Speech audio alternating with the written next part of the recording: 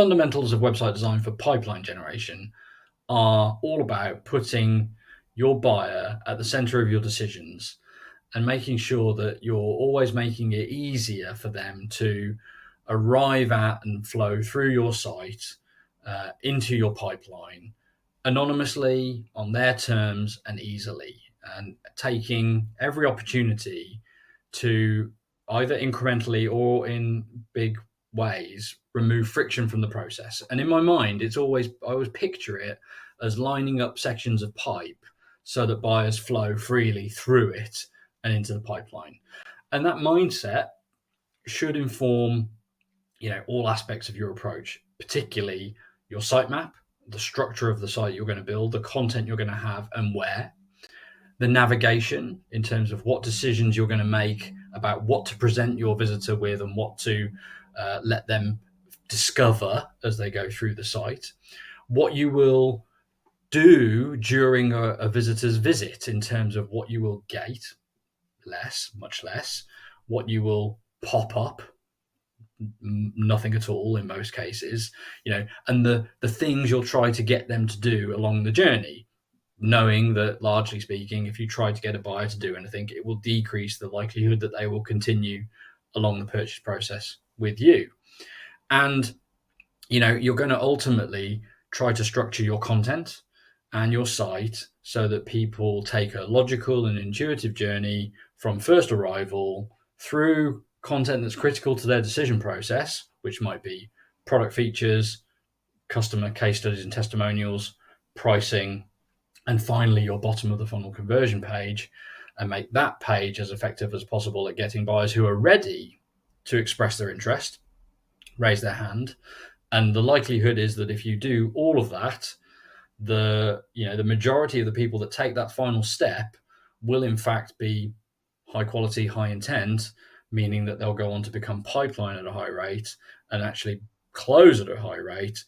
meaning that you're generating really solid pipeline and revenue through your website. So that's the mindset to apply, and that's the approach to take when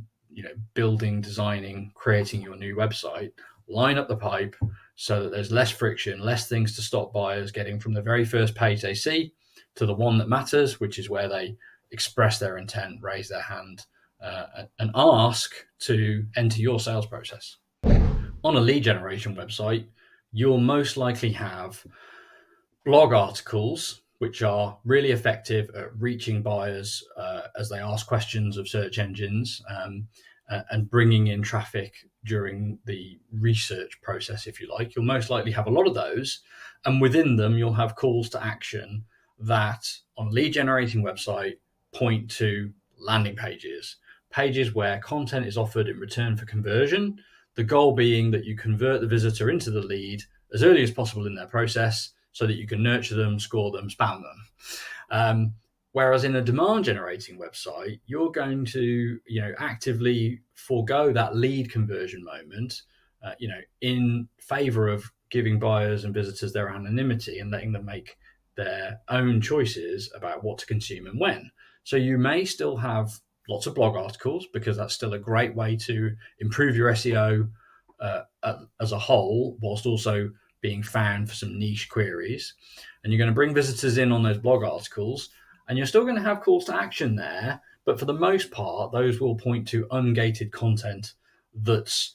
on the topic of the post that you've got. So, a pillar piece is usually going to be more comprehensive, a broader coverage of a bigger topic, but still signposted from those blog posts as the next logical step in a research process. And that's great, because buyers can then go and see that content, consume it freely, not have to give up anonymity in order to get that information. And it can actually build the trust and the affinity that you have between buyers and your brand, much more effectively than a gated PDF.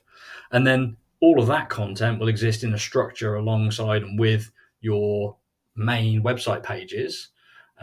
part of a holistic buyer experience and journey, from niche topic at the blog end of things to high volume, high competition commercial keyword at the top of the website and your product service pages, all of which can be consumed freely and anonymously by buyers until they're ready to convert. So the difference between the lead generating website and the demand generating website is simply the lead generating one will be chock full of things that are aimed at getting people to convert, pop-up CTAs, slide-in CTAs, exit intent CTAs, CTAs pointing to landing pages in blog posts, etc., etc., etc. Ebooks and content offers promoted on service and product pages that nobody clicks. Whereas the demand generation site will be all about giving that information freely to the buyer so that they can decide when they're ready to get in contact.